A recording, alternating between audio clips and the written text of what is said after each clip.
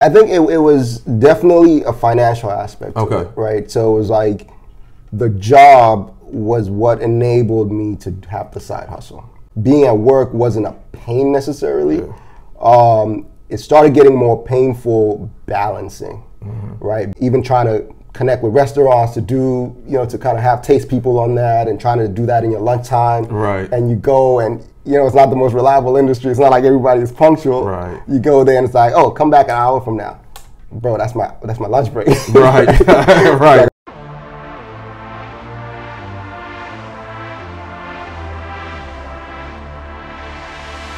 And his own story was as curious as his narrative. The tale of his life is the tale of a writer of incredible. Welcome to the Liquid Entrepreneur. It's going to be our first episode, actually. My name is Monté Burrow.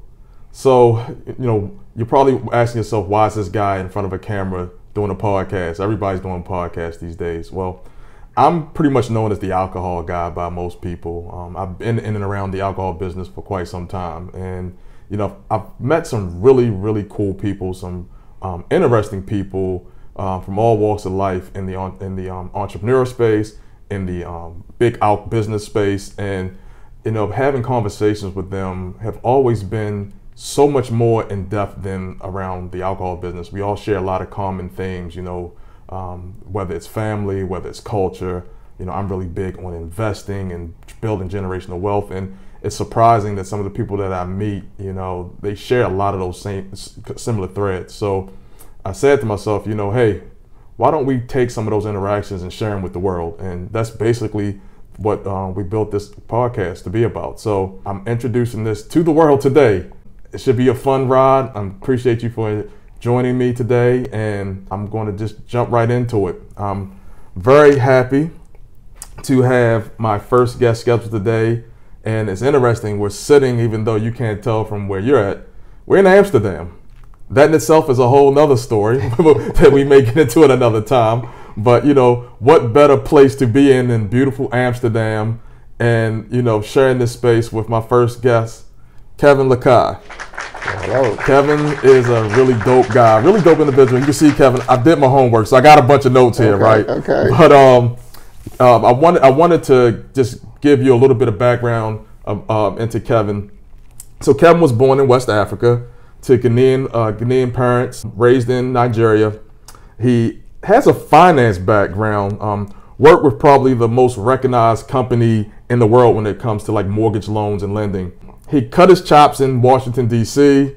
and said, hey, I'll start an alcohol company, right? So probably not the easiest field in the world to jump into, but he had the gumption to go ahead and do it, I call him my friend. We do a little business together as well. But I want to welcome everyone to Kevin Larkai. Hello, hello, hello. Thanks for joining me, Kevin. The first show, I'm sure this is going to be interesting. I'm sure there's going to be a lot of outtakes, but hey, you know what? It's par for the course. I couldn't think of any better person to have for the first episode, so I appreciate you for joining me. Hey, happy to be here. Happy to be here.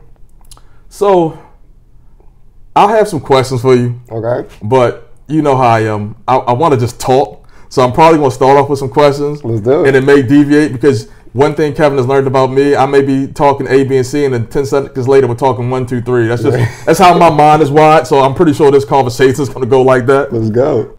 So look, and here's the other thing. I'm sure from the myriads of conversations you had with people, they jump right into this beautiful product that I see sitting on the table. And we're going to definitely jump into that product. But I actually want to start somewhere else right now. What was it like growing up in an African household?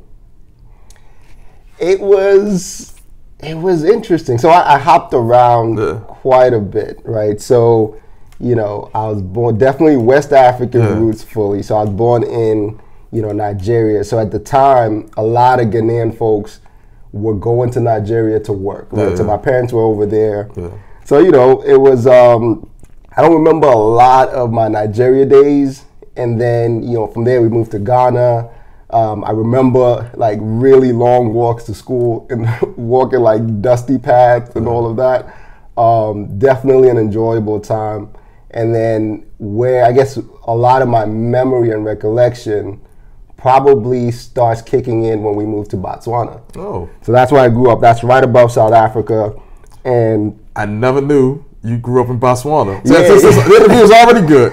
I mean, that's the interesting part. It's like, and you identify differently. So I grew up in Botswana, so I identified a lot with like Botswana for the most part. So not until I even came to the U.S. and actually, started finding myself in more Ghanaian communities did my identity even, that I more aligned to that. But it was interesting. Like, we just used to have fun, used to play a lot of sports, just regular childhood. One thing I do remember is we got the internet early, right? So like, I think my dad, I don't know how he got it, but we got the internet early. And I would even say that's where the whole entrepreneurial journey started. So at one point I was selling lyrics. Wow. Yeah. So you know how bad. Oh my goodness. I needed to do this podcast like when I first met you, because I'm finding out stuff I never knew. Right. So that was my hustle. So back then people had the tape recorders, you would listen and then you write the joints down. So then the internet came and you had all the lyrics. So I was like the lyric guy in school. So I had like a couple of guys who were basically my salespeople. Wow. And then they would let me know what it is that they wanted, and then I'd come out with it and we'd make a couple of pula, which is the Botswana currency. So yeah, that was kind of hold up. So did you rhyme? I didn't rhyme. I would say I didn't rhyme. My sister may beg to differ. They probably have some tapes that they could hold hostage. Oh, wow. That hold me hostage. No, but I didn't rhyme. But definitely into hip hop. But yeah, so it was just a regular childhood up until about 16 when I came out here. All right, so I'm not gonna let you slide on what you just said. Right. We're about to deviate. See, this is my ABC to 1, 2, 3, and this is something that you put in my head the other day. Who's your top 5?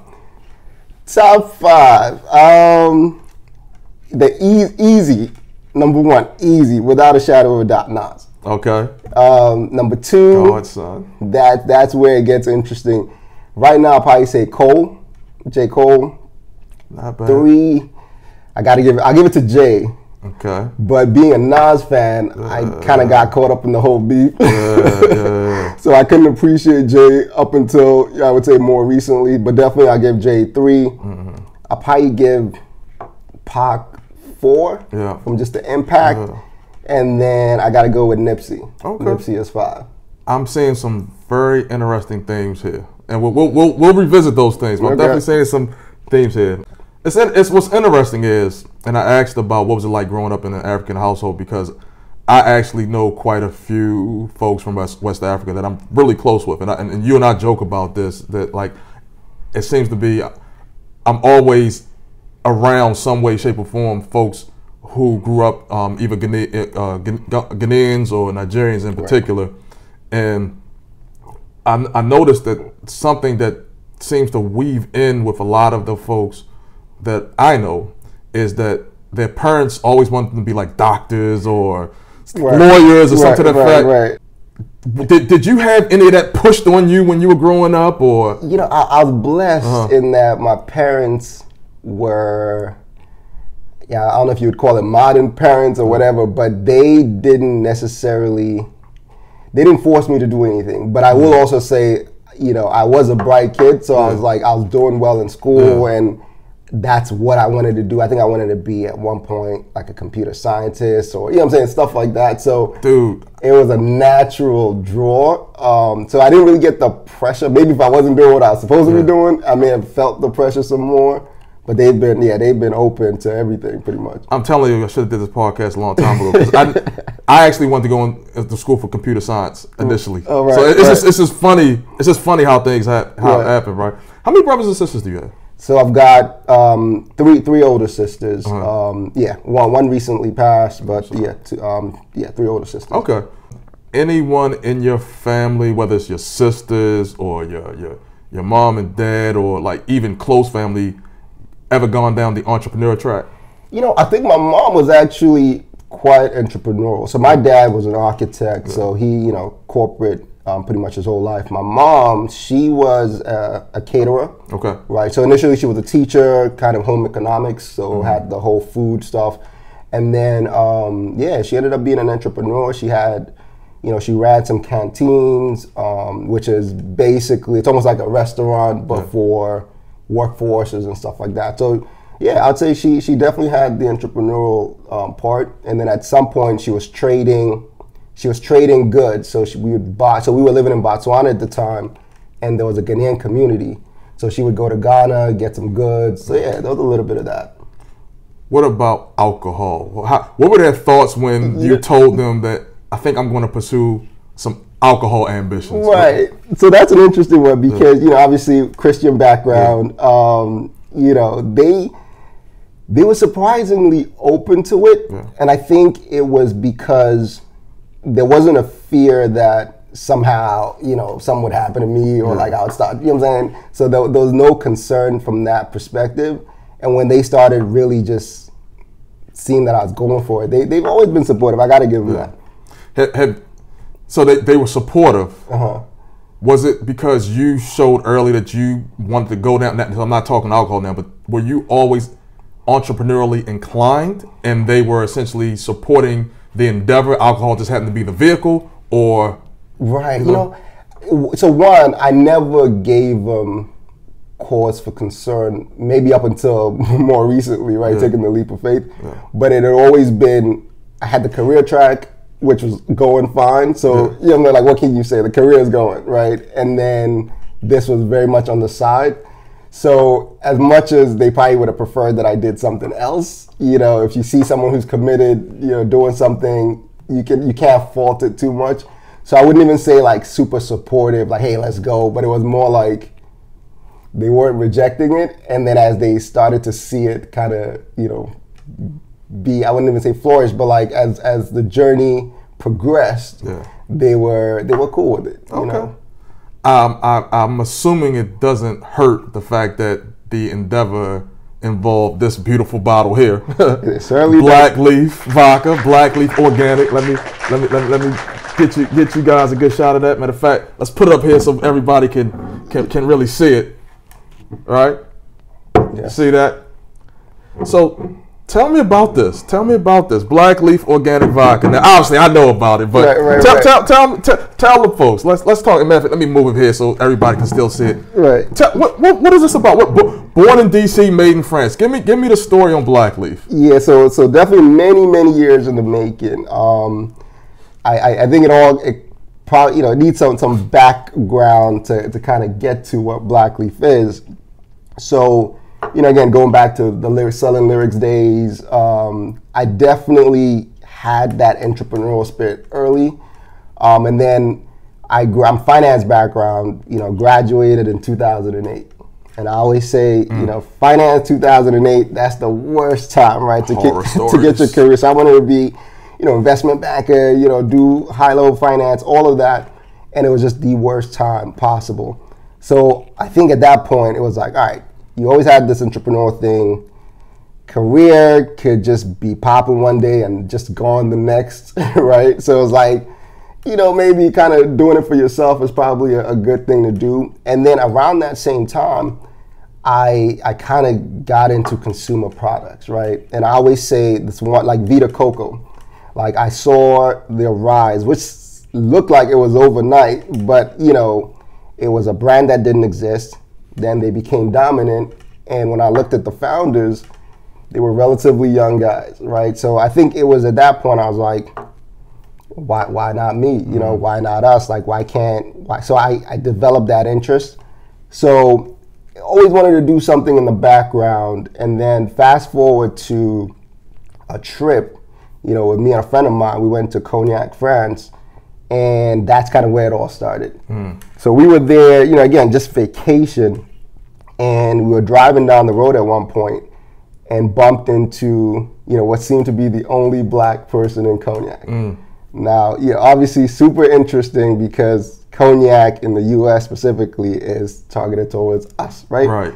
So, it was literally driving down the street, that head nod, we pulled over. Pulled over like, yo, what is this guy doing here? Turns out he owned a restaurant in the heart of Cognac. Wow. And he was a soccer player, married to a woman from Cognac. So the whole town had been following his career, pretty much the guy, right? So he introduced us to a bunch of people, including a gentleman by the name of Bertrand Leclerc. So it was really just hanging out. You know what I'm saying? They were pulling out the 50-year-old cognacs, and you know what I'm saying? It was just a good time. And during all of that, the light bulb kind of went off, like, this guy's a master craftsman. And we kind of built this bond because of this mutual introduction. This is the opportunity to kind of dive in and do something, right? So that's where things kind of steered towards alcohol. And then it became a question of, okay, what is it that you want to do?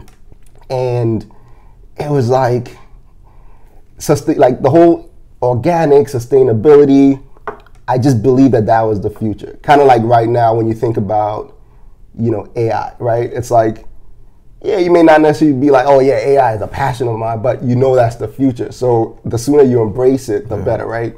But when I looked at the landscape, it was like, that wasn't fly. You know what I'm saying? You got the brown label. Right. It was just not stuff people cared about. So, and I see that's important because I see the daily paper head on your head. So, you know, wanted to do something that was dope, that was fly. So the whole idea was, let's take that and look at it through a premium lens. Yeah. And that's how the initial brand came about. But as you know, there's product and there's business. Right. So no experience whatsoever. We originally came out in 2013-ish. The brand, you know, kind of fizzled, right? Just because we were doing everything but what we were supposed to be doing. But the constant feedback was the liquid was good. So, you know, fast forward a few years, I was like, I think there's something here. I gotta learn the business, right? So then we went through the whole exercise, you know. So, and it's funny, I've heard this story several times, right? And it never gets old to me because I think it's a dope story, and it's a lot to unpack from that story that I think people will be really interested in hearing, right? And it's interesting because of as many times I heard this story, I've never had anybody ask you this question that's been on my mind since day one. What in the world were y'all doing in cognac? Because me rolling around that time, I'm going to Miami, maybe Jamaica. Y'all said, "Oh, let's go to France." What was this trip about, man? Yeah, you know, it was like so we had multiple stops. So we were in Paris for a little bit. We went to Champagne region for a little bit. So it was like a tour almost, just kind of, you know, going and just checking it out. So I would say it's almost random, like. And it's interesting though, because you said Paris, Champagne, like all of those spots to me speak luxury. Right. And it's interesting that you ended up building a luxury packaged brand. Right. So it's, I'm saying again, I'm just seeing themes that I didn't really connect the dots on until just now. So it's actually interesting to hear that come through. So I'm gonna go back a little bit more. So you guys meet Bertrand, you kind of come up with some iterations of what is obviously now Blackleaf. Right. Were you, when you got the first bottle in your hand, and I know it looked a little bit different from this, so there's been some level of innovation with the pack, but when you got that first bottle in your hand, what went through your mind? I mean, I'll even take a slightly step back. It was a processing to get there. Like I remember, you know, we would get samples and taste the samples, and it was like so far off from where we wanted to be. So that whole journey was like, all right, let's tweak. So that took a long time just to get the liquid right. But there was definitely a sense of accomplishment. You know, we even the whole process of coming up with the bottle was interesting. Like the designers that we work with and everything. But there was a sense of pride. There was a sense of, all right, we've got something here. We think we've properly married that premium plus organic. So there was some excitement and energy around what the product was, for sure. What was that process like? So you talked about, a lot of times people see a brand, an alcohol brand, and they immediately go to the bottle and liquid, right? And they think about, oh, how did you come up with this? But typically they think about the product. Right. But there's many pieces or components to a product. So I got how you connected with Bertrand. Right. But how did you even find the other people that created an actual package? Like, how did you guys find those people? Man, the internet. The internet was our friend. Naivety was our friend. There was just a lot of just research, figuring things out. Like we were trying to design the pack. I remember like we thought, man, a couple $1,000s. We reached out for quotes, and quotes were like 15,000, 20,000. It was like, hold up, like, you know. So it took a while even just to land at something that was affordable and doable. So yeah, there was a lot of figuring it out. Initially, even with the pack, we reached out to China to get bottles made, and even that whole thing was an experience. Yeah. Like bottles got in just terrible condition. So there was a lot of just figuring it out, online, searching for folks. Yeah, because what's interesting is there wasn't a network at the time that we could go to say, hey, we're trying to do this, who should we talk to? It was like everything had to just be figured out. So you did Google University, essentially? Pretty much. Do you attribute any of the fearlessness to go that route with going back to being introduced to the internet early on back in Africa?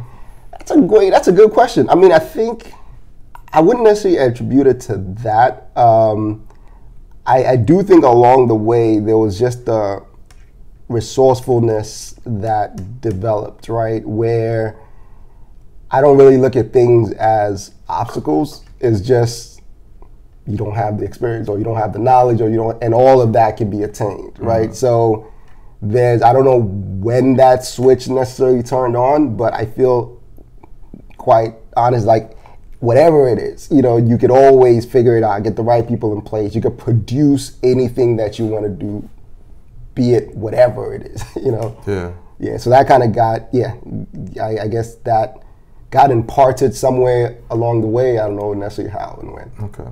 So you guys go through the ebbs and flows of product development. You get to a point where you find a product that you love. You go through the pack trials and all of that good stuff. You come up with this product that you love. Now we got this bottle. So tell me the truth. You get this bottle in your hand. Did you say, oh yes, I'm going to buy me a Lamborghini? Oh yeah, it was like, it was like we out of here. Right. We got the bottle. Let's go. Let's raise some money. And better yet, when you first showed that bottle to your friends and family, what did they say? I'm getting a house. Right. The feedback was generally good. The feedback was generally good. We thought, what I'm saying, we're just gonna raise money and put the right people in place and all of that, and success was just gonna be bestowed upon us. And was that what happened?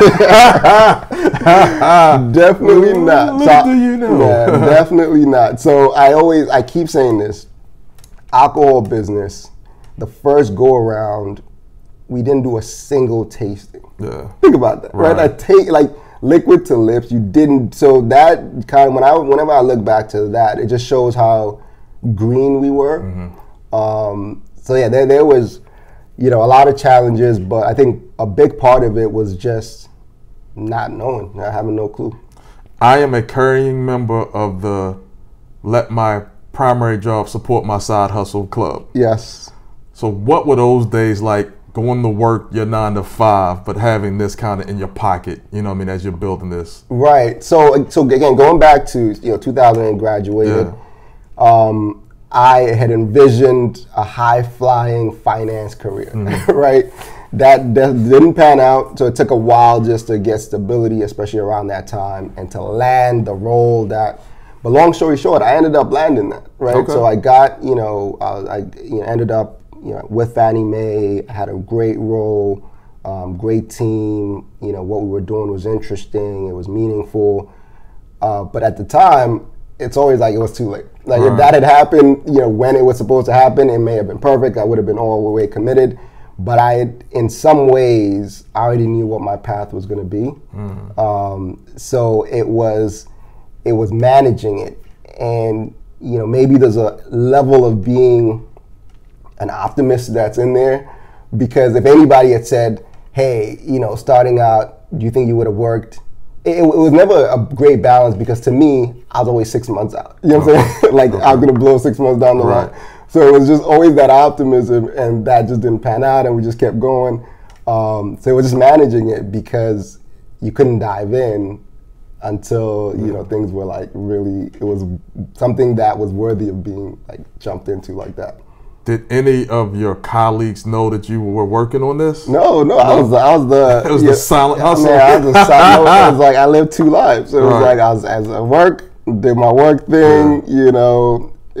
Happy hours. I was the most quiet guy. How was your weekend? Weekend was good. What did you do? It was chill. Basics. It's a lot of people that have entrepreneurial ownership dreams, and they're working a job, and like you hear mixed messages from people, and I don't think there is a right answer. I think you got to find the answer that you want, right? So like for me, for some people, they need to stop and be all in because of how they're wired. Right. For other people, it's absolutely imperative for them to continue doing that 9 to 5, if you will, for a myriad of other reasons, if not just to finance what they're doing. Right, right. For other people, it's not about the finances or the time, but it's maybe skill sets that they're getting from that 9 to 5 right. that will aid them into that journey, right? Right. For you, what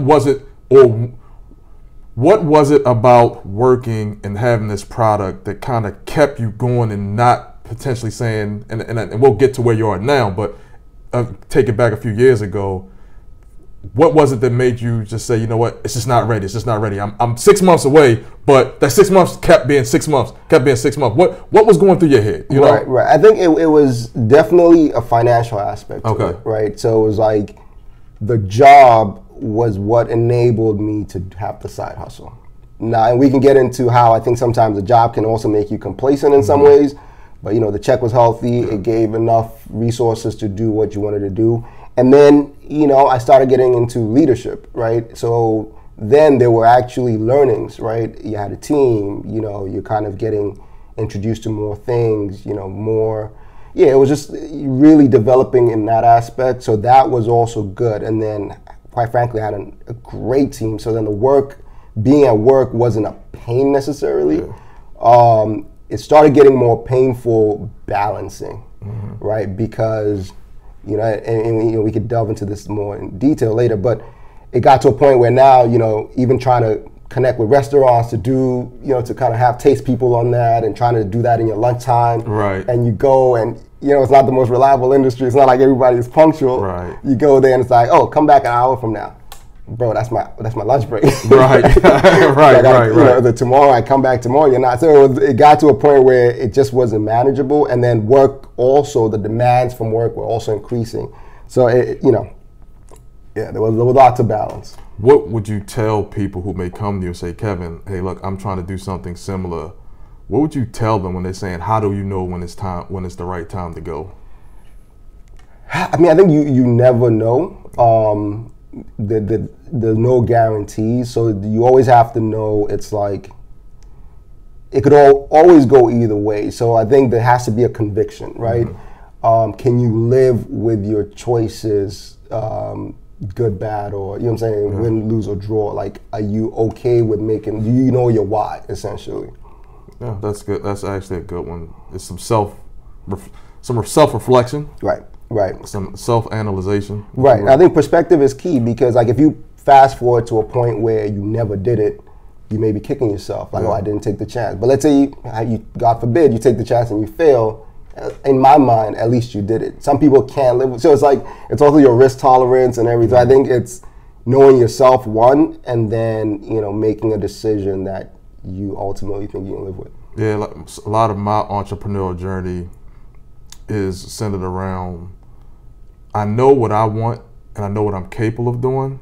And I think you mentioned complacency. They got to a point where I got really complacent because, my job was sending me around the world. I was making really good money, good people. And it's even harder when, a lot of people they hate their job. Right. I didn't hate my job. Right, same here. I worked with some really good people in the industry, in the alcohol industry. So, and I had a lot of opportunity within it. So, it was like the if you want to package a complacent bottle, that's literally what I was drinking. You know what I mean? But I think for me personally, it got to the point where my kids started asking me questions because they also saw me always doing things. And at the time, it wasn't on the entrepreneurial side of alcohol, but just doing other things. Right. And they would always ask me about those things. I was getting into real estate and some other things.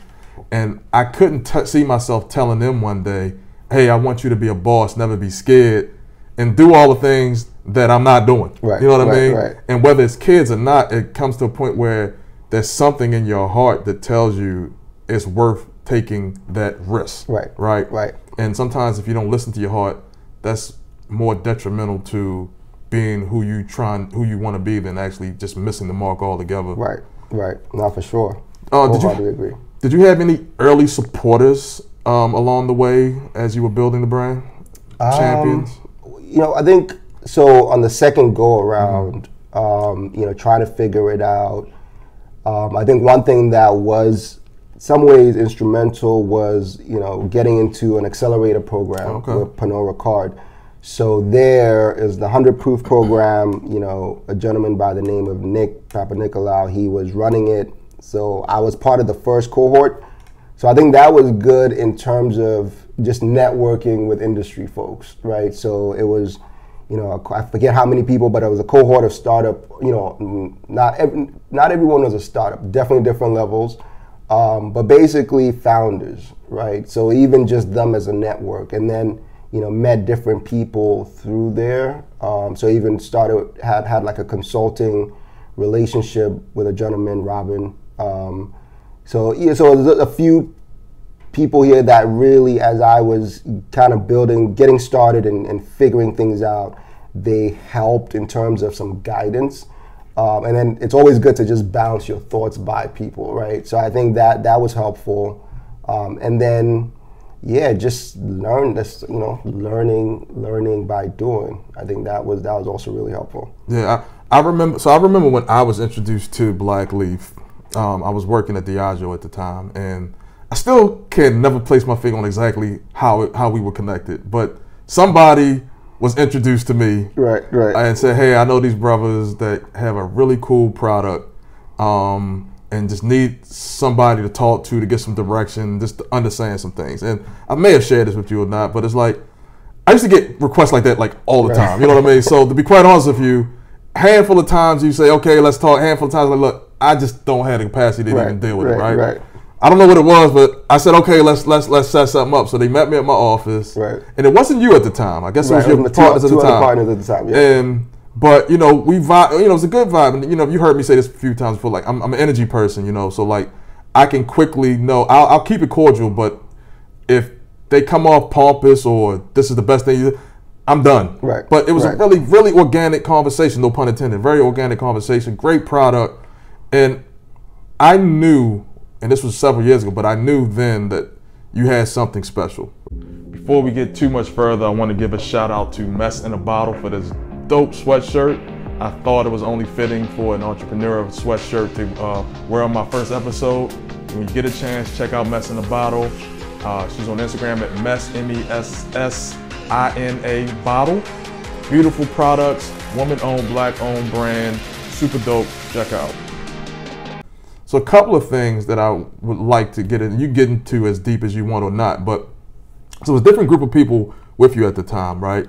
And as you're building businesses, people kind of come and go, different things come up, different levels of interest acquired. Sometimes it's just a lot of things can happen. Right. So talk to me a little bit about, how you guys were structured back then and kind of what happened, like what transcended, like to get to the point where that group then changed a little bit. Like, just what happened there? Right. So I mean, I would say in some ways, you realize the expectations, right? Mm-hmm. So initially you start and you think things will go a certain way, and things clearly didn't go that way. Okay. So at some point, and I don't even know if it's conviction, if it's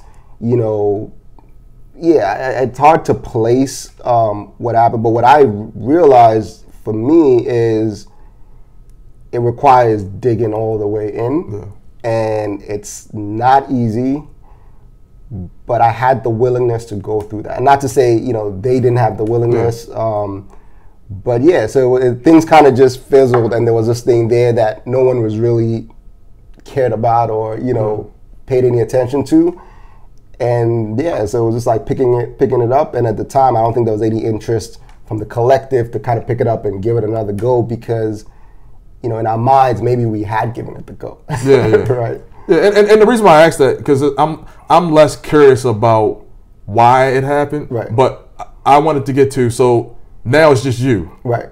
So what made you then say, okay, I'm gonna keep going? That's what I'm really curious about. Yeah. I mean, and I think with that, it was again like I knew the liquid was good. Yeah. I definitely believed that the proposition and the positioning was I felt like we had to be here. You know, I felt like when you look at the landscape, as congested as the vodka market is, I felt clearly that there was a space for this. So, you know, maybe it's more of a feeling than something you can articulate clearly, but there was like there's something here, and then it was, all right, you just got to dig in and learn and learn and learn and build. So that's, you know, that's kind of how I would say, yeah, it was just that conviction that I think we got something. So you started testing the waters a bit with that conviction. You started asking people a little bit more, going kind of digging in a little bit deeper. What came about? So that process was very. It was I would say it was more internal, right?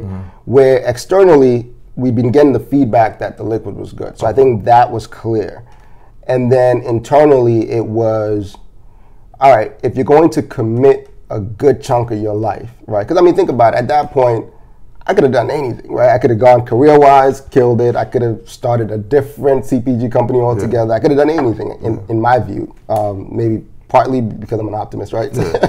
So it was like, all right, if I'm going to do this, you know, let me just really think through. So the exercise I had a notebook, and I was literally asking myself the whys, like, why this? Why? You know, so I really, you know, documented the reason I thought this should exist, and then what I thought this new iteration should be, and then went through the whole exercise of the pack design, make sure I loved. So it was like, let me fall in love with it first, because hey, if the world is rejecting it, at least I love it, right? At least I could be like, hey, I was really proud of where this ended. So that's kind of the thing, and then the rest was, let's go out there and let's figure out if the world could care as much as I care. Yeah. No, I like that. I like that. And I think that's what connected me with you. So I remember around the time I just left my job, and I knew, and again, I knew I wanted to get into a space of entrepreneurship in the industry that I'd spent so much time in. It's the alcohol industry. And I always wanted to start my own company. And I remember having a conversation with you. And in the midst of that conversation, you know, that whole ideal of if you want to go fast, go alone, but if you want to go far, go together, right? Yes. And we ended up connecting on a few things, right? But one of them being Blackleaf, right? So full transparency, Kevin and I are business partners in Blackleaf.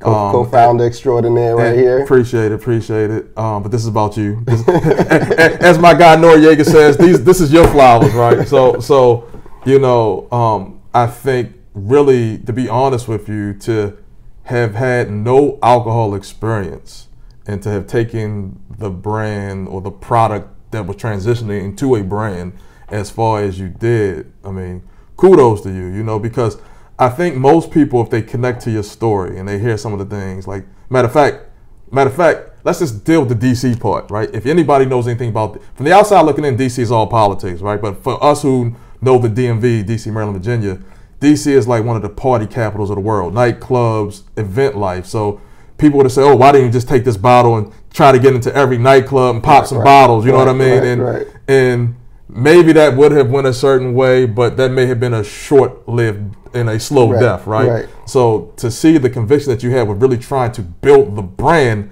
instead of building the event around the brand is just very interesting for somebody who hadn't grown up in the alcohol space, right? So I'm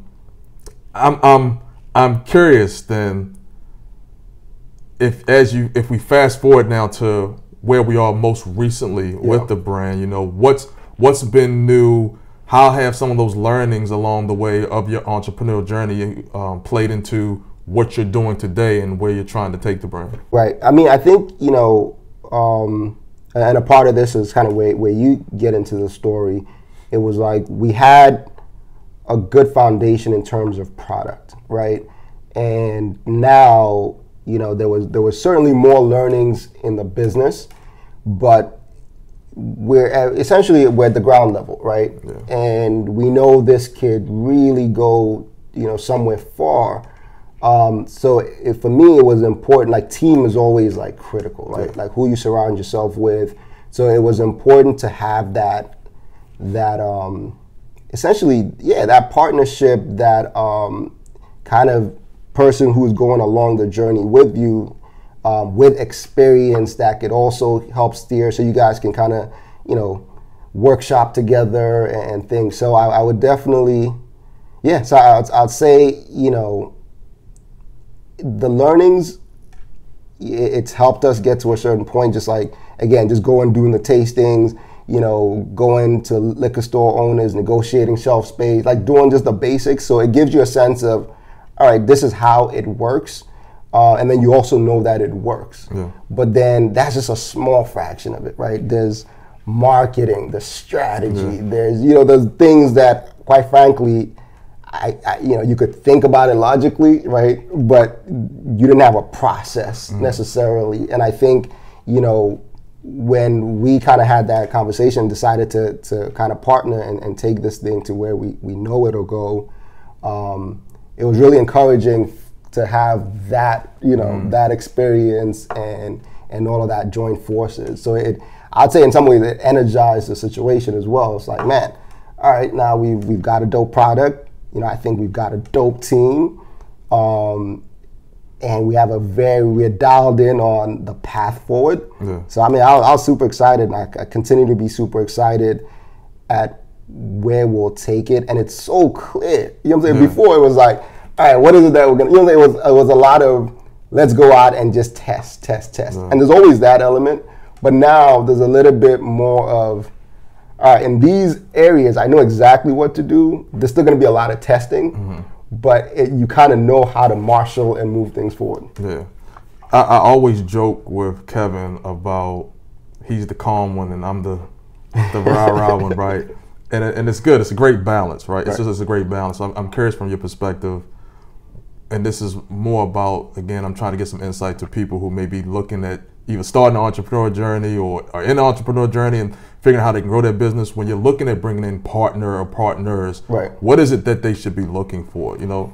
Yeah, I mean, I think it's understanding your strengths and weaknesses is key.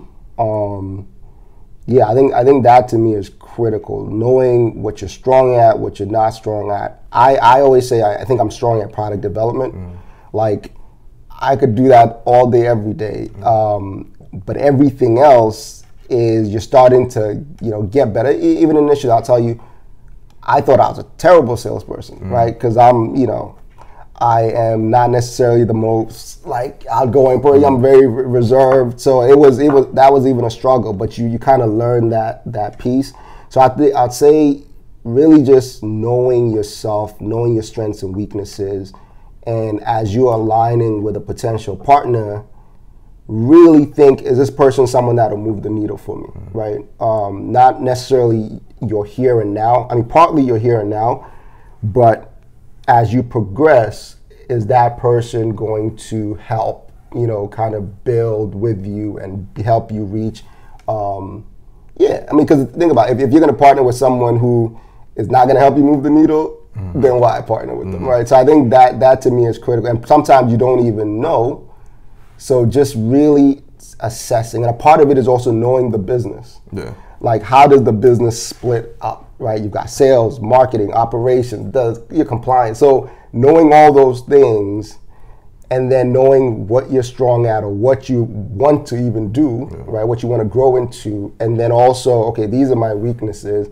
This is what my potential partner could bring to the table. So all of those things I think is helpful in picking a partner. That's good.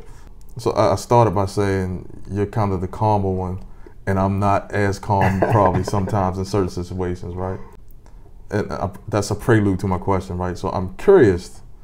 So in this journey that we're talking about, this entrepreneurial journey, you have this beautiful product that we sit here that we should be tasting in a second. But you know, I think this is the best vodka on the market, one of the best spirits on the market. Some tasting competitions, I agree with you. Oh, absolutely. So that's again. So my question to you is this, right? What has been the biggest challenge right now, not with moving the brand, but with getting it to where you know it can be? And I'm gonna do something. Let me go left. I'm gonna answer what I think, right? For me, I think right now the biggest challenge has been tapping into the investment dollars that are really out there. And I say that because, let me look in the camera, because this is the best product you can ever taste. And I've seen a lot of products. And I know a lot of products out there that are getting funding. And I'm not hating on any of them. But we should have checks being dropped at the door for $10, $20 million at a time. I'm going to stop there. I'm going to leave it alone because I got to have a level of humility. Actually, I don't have a level of humility in this. That's the reality. This is the reality. That's what comes with the experience of being in this industry over around 20 years. I've seen a lot. It's a lot of trash out there. Just call it what it is. There's some good stuff out there too. But that aside, what do you think has been one of the biggest challenges right now? I think present day, because before I think challenges were experienced, right? Yeah. But along the way, I think things are getting solved. So, the product, is it the best? Solved. Do consumers care about that? Solved. Team, solved. Do you have a clear path in terms of what you want to do? Solved. Mm-hmm. So now it's like, okay, how do we execute? And to your point, capital is a critical part of that. So, a part is the challenge. Sometimes I feel like my conviction comes from one, obviously had the conviction, but now it's even strengthened because of what I'm seeing, right? As you go, you do tastings and you see the interactions, and not even from consumers, but like even the people working at the liquor store, they're surprised at how you're able to do, move the needle on certain things, and they're seeing everything, right? So along the way, there's a level of, man, I wish everybody or investors or things could see what I'm seeing, right? So maybe the challenge is how you present in a way where people are like, yeah, they see it as clearly as I see it, right? But certainly I think that's the challenge. It's how do you get the investment dollars to do what you have to do? And then how do you get people to not just blindly believe, but like how do you get them to kind of see, at quote unquote this pilot stage, how well it's working and how well it's getting received across the board. Okay, no, that's good. See what I told you. See how humble that was. At the end of the day, wake up. No, I love it though, man. Again, you know how my mind works. I'm all over the place. So this question has nothing to do with that last question. All right. What do you think about all these celebrity brands that have been popping up? I like some of them. Some of them seem forced. I think it's a great tool, right? Because there's an awareness element of it, and celebrities do very well with that, right? So they will shine a light on something very easily. Now the question is the product good? Mm-hmm. And some products are excellent, right? I genuinely like some of the products. Some seem like an opportunity that just made, you know what I'm saying? It was a good check for somebody. So I think it runs the gamut. So yeah, I like some not so much, but there's certainly going to be a lot more of it. That's for sure. And it pops up every time. And I ask that somewhat tongue-in-cheek because I think today in particular, a lot of entrepreneurs are really influenced by pop culture. And you're starting to see that through their brands, whether it's alcohol brands or other CPG brands or even in tech, right? But there's a thread, whether it's hip hop, which primarily drives pop culture, or whatever the case may be. You'll see that common thread, and a lot of them are jumping into that space, thinking they can be an owner because they have influence, right? But influence isn't just about having a lot of followers. It's about, do those followers actually shift things? You know what I mean? Right, exactly. That's in our space, that's something that's extremely vital is, okay, you may have eyes on you, but will those eyes actually go out and engage with the product and become, advocates for that product? Right, exactly. And I think, there's also the school of thought or not the school of thought, but something where it's like, if your community, your audience could be the celebrity, then you're really winning, right? Because if they're passionate, and that's really, if you think about cult followings, right? It's like people are so passionate about it that they're out there spreading the gospel. So you get to the same results of awareness, and you don't necessarily need it to be from one figurehead, but you've empowered your so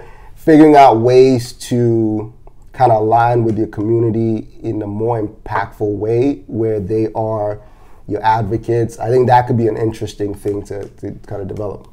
Love it. So let's dive into this real quick.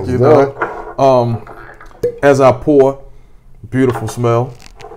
What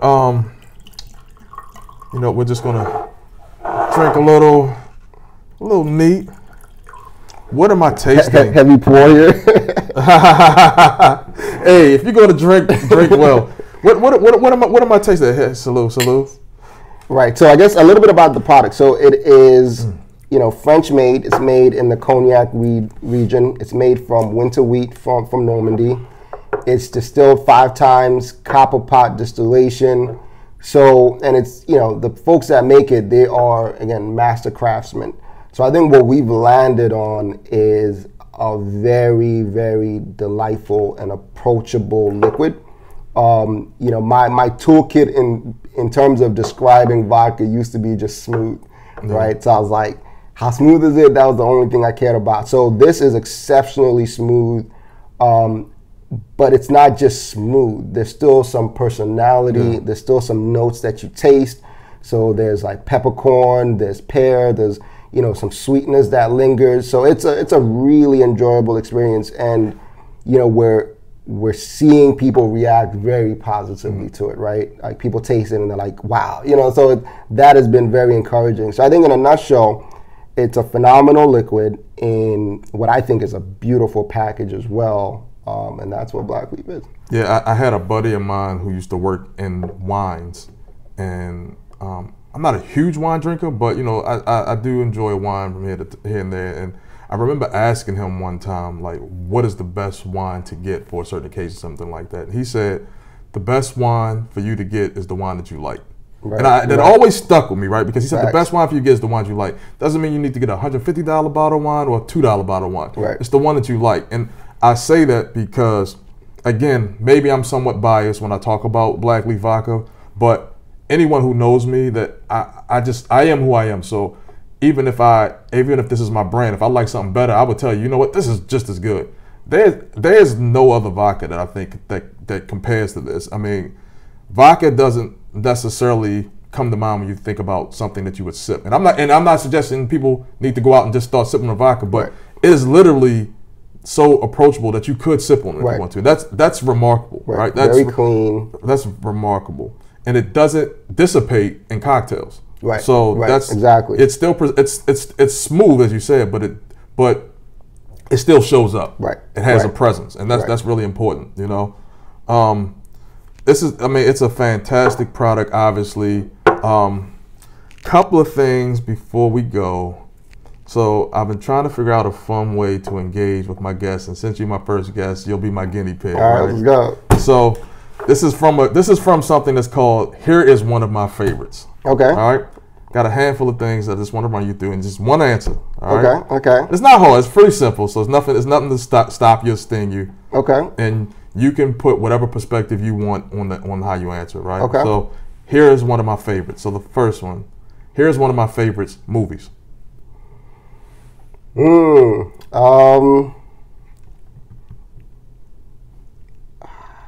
I'd have the movie in my head, but I can't think of it. It is. Don't blame it on the Blackleaf. Right. It's a movie that is based in Brazil. It's called. Is it God?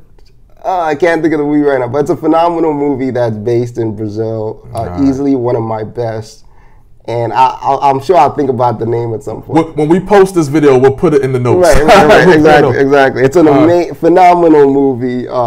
Yeah. Okay. One of my favorite TV shows. TV shows. I mean, I definitely spent a good, decade almost on Game of Thrones. So I love that up until the last season. So Game of Thrones was solid. So I'd say that was, some highlights there. Going further back, Martin Lawrence. Martin was a great show. But yeah, Game of Thrones. Who's your favorite character on Martin Lawrence? Who's your favorite character? Even if it was one of Martin's characters. Even if it was one of Martin's characters. Man, I like Brown Man from the fourth floor, fifth floor, whatever it was. Yeah, I definitely liked him. Martin just had an amazing, he was great, and then all his other characters. That's what I'm saying. I love Jerome. Who's the karate dude? I'm trying to think the karate dude. Oh my goodness! Yes, I can't remember his name. Yeah, he was a beast. There was a lot of that shit was incredible. Favorite books? Your favorite book?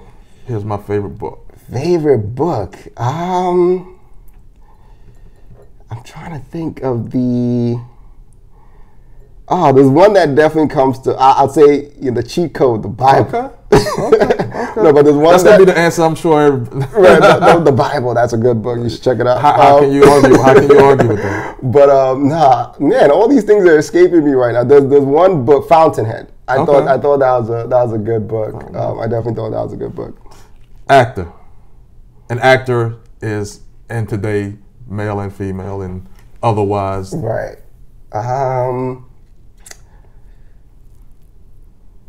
I like Denzel. I feel like, there's certain people, if they're associated with a movie, it's not going to be whack. You know what I'm saying? I think Denzel is definitely one of them.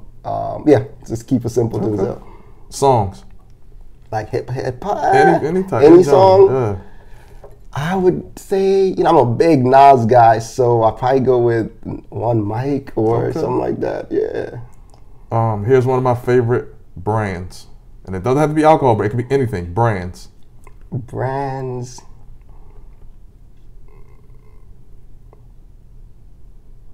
I like Apple, simply just on how they've got culture and everybody on lock. You know what I'm saying? And how they push the envelope and the design aspect. So I like how Apple moves. Okay. Can't go wrong with Apple. Right. Exactly. And for all my investors out there, I am not an investor. I mean, a fiduciary, but wouldn't hurt you by investing in a couple of shares. Right. Business leaders, so entrepreneurs, or they don't have to be entrepreneurs. Business leaders, they could be company like presidents of various companies, whatever. But who's one of your favorite business leaders? And remember, the question is who's one of my favorites, not necessarily your favorite. Right.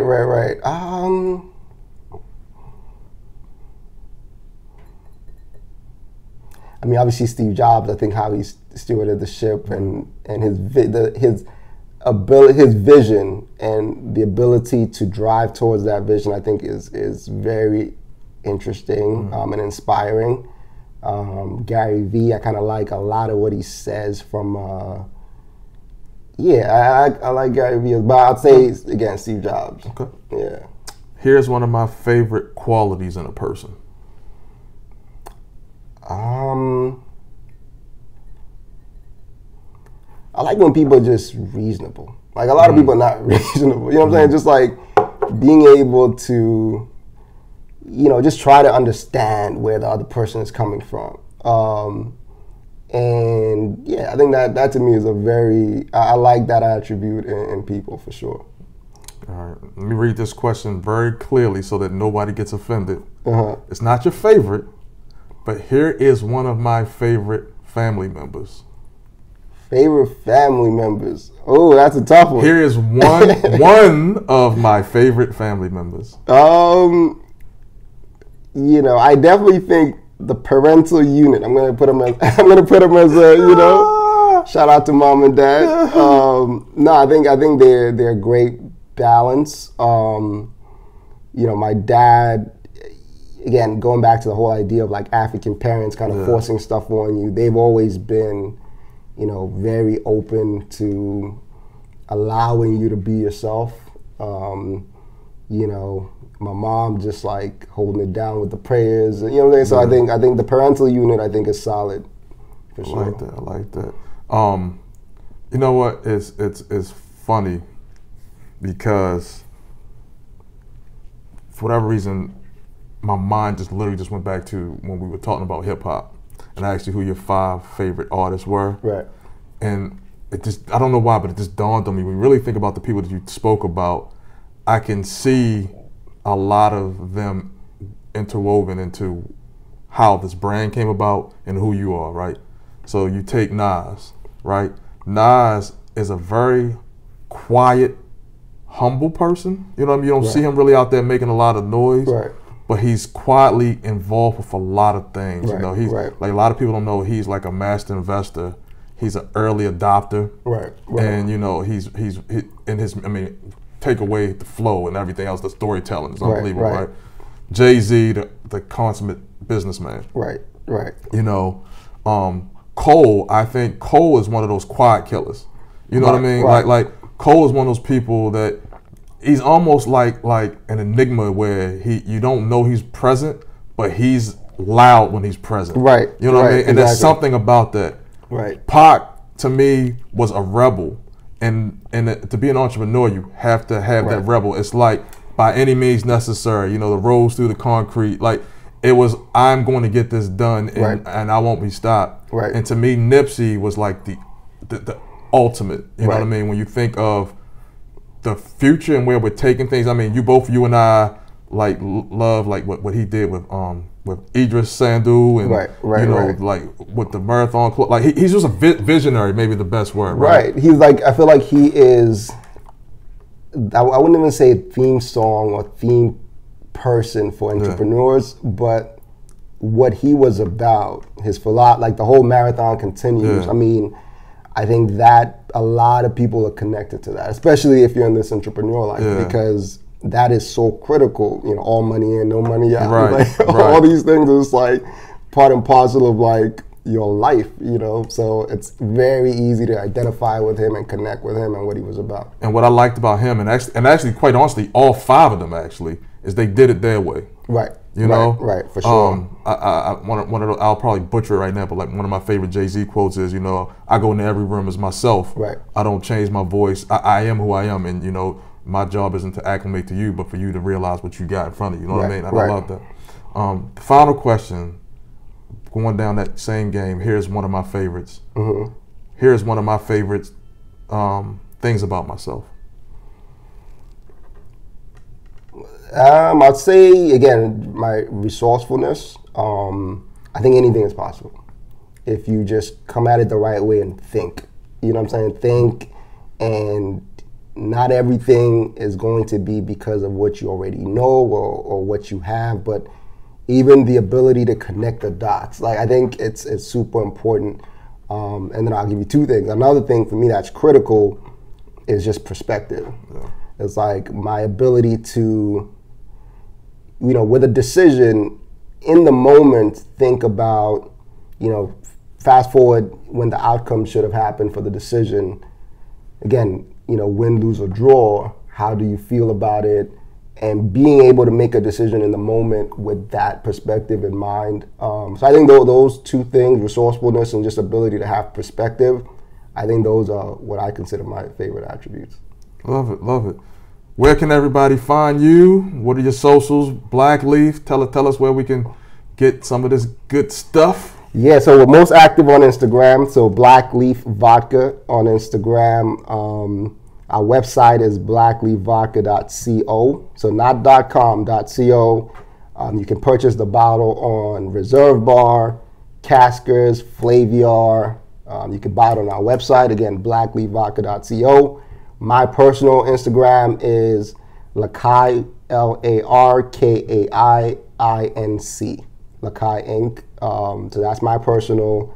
But yeah, those are the places where you can find Blackleaf. Perfect, perfect. And award-winning Blackleaf. Yes, indeed. Google Blackleaf Vodka and Forbes, and you can see what we're talking about. Yes, indeed. Kevin, it was a pleasure, my man. Thank you for having me. Thank you for being my first guest. I'm hopeful that all the other guests will be this fluid. No pun intended, but it's been great. This has been amazing. So that's it. Yeah, and excited for this journey for you, man. I think it's going to be very interesting. I know I'm very interested in seeing your upcoming guests. I don't think there's anybody who's doing podcasts in this space with kind of the vision you have for it. So I'm excited to see where this goes for you. I appreciate it. I didn't pay him to say that, but I appreciate that. And then Kevin obviously will be back because, you know, we are in Amsterdam and that is something special. So yeah, so be on the lookout for that. All right, everybody. Peace. Take care.